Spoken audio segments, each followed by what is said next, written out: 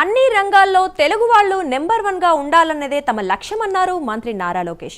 దానికోసం అందరం కలిసికట్టుగా పనిచేయాలన్నారు. వైసీపీ పాలనలో తమను అడుగడుగునా అడ్డుకున్నారని, నేతలు కార్యకర్తలు అందరూ కూటమి ధర్మం పాటించాల్సిందేనని స్పష్టం చేశారు.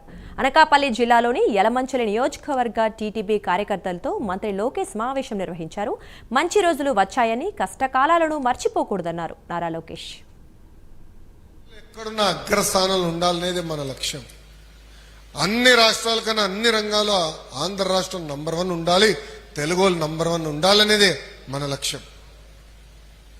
దానికి మనందరం కష్టపడాలి, కలిసిగట్టుగా పని చేయాలి.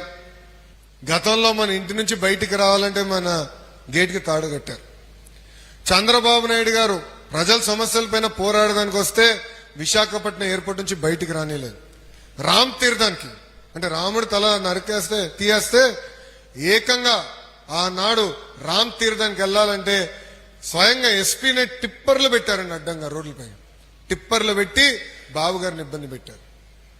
ఒకడు పెద్ద పోటుగాడు అనుకున్నాడు.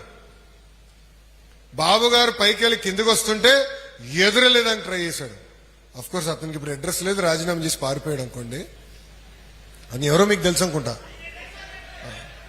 అర్థమైందా రాజా? గుడ్. సో ఇట్లా ఏంటంటే కష్టకాలాలు మర్చిపోకూడదు. 53 రోజులు చంద్రబాబు నాయుడు గారు బంధించారండి. ఈ రోజు కూడా బాధ నాలో ఉంది, నేను మర్చిపోలేదు. మళ్ళీ కలెక్టర్ కాన్ఫరెన్స్ జరిగితే ఎస్పీలు అందరూ వచ్చారు.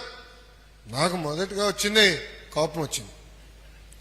అంటే ఇదే కాకి డ్రెస్ కదా మన ఆపింది, ఇదే కాకి డ్రెస్ కదా పాదయాత్ర చేస్తే స్టూల్ లాక్కున్నారు, మైక్ లాక్కున్నారు, మా కుర్రల్ని కొట్టారు. సో మంచి రోజులు వచ్చినాయని కష్టకాలాలు మనం మర్చిపోకూడదు.